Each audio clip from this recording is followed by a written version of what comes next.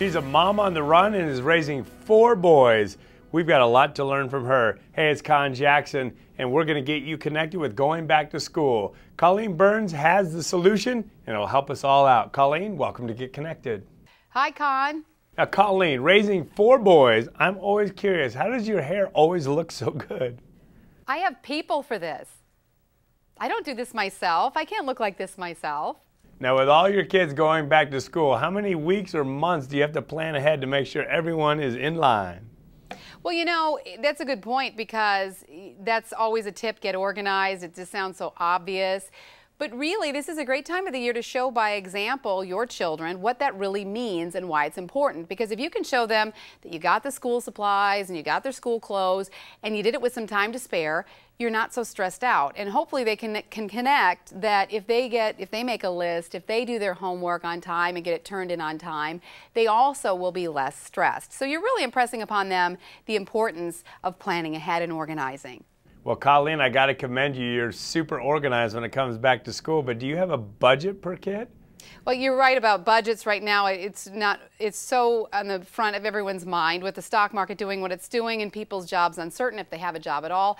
Certainly people are developing their own network with friends and family as far as where to find good deals. Something else to keep in mind, your child might need braces. That can be a big expense. It's something that, you know, a lot of parents underestimate what that does for a child's self-esteem, though, also.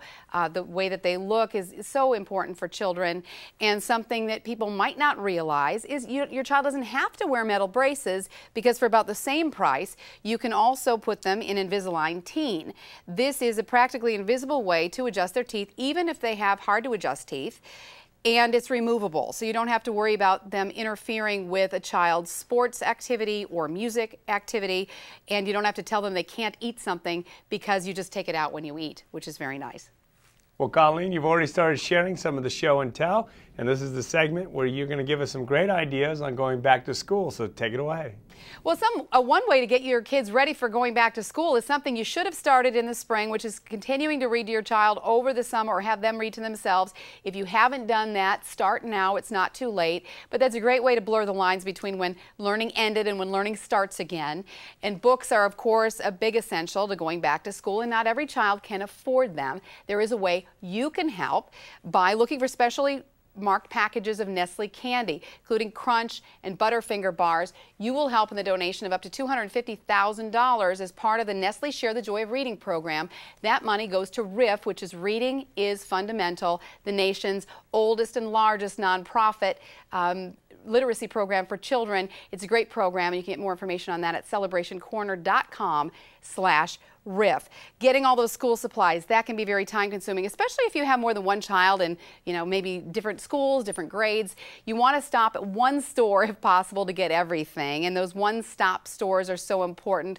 Office Depot is a great option because they carry almost all of their school supplies year-round. So you're not going to find that they're out of something, where a lot of other stores, when they just stock up this time of the year, they do run out and they don't restock. There's some great specials starting on Sunday. A ream of paper, for example, or a ruler you can get for just a penny. So you can find out some of those deals. When we're talking about budget, you can't get anything cheaper than a penny, and you can just walk into the store and buy a ream of paper. You don't even have to buy anything else at the store.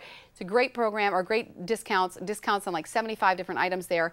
Go to officedepot.com/school. And finally, if your child needs to wear glasses, that's a good thing. Try and impress upon them that this is a positive thing. They get to express their personality. So many options to choose from. Right now, geek chic is very trendy. That's the kind of horn-rimmed Buddy Holly look. Also, very sporty frames. These from Adidas. They come in great colors, great for kids. If you're looking for eyeglasses, also remember to consider sunglasses. UV rays can be very damaging to your child's eyes, and studies show that children can be exposed up to 3 times as much sun as adults. So keep that in mind. If you want to look at these frames and others, you can go to iCessorize.com. Colleen, certainly great ideas. I know you mentioned glasses, and another one would be for our kids all to see the eye doctor before we started school. Exactly, and they're hearing checked as well. A lot of schools have that, but it's always important to go to a professional, do your checkups on time. You're right, you don't want your child to be stressed out because they can't quite hear or see the teacher and they're too embarrassed or shy to tell them or tell you what's going on. Colleen, always great having you join us. Thank you, and before we leave, what's a great resource to follow up on these ideas and others you have for going back to school? You can go to newstoKnow.com, that's the number 2, or you can go to my website, which is themomontherun.tv. So great talking to you. Well, it's easy to see why she's called Mom on the Run. It was great having her with us, and our back to school special continues when we return.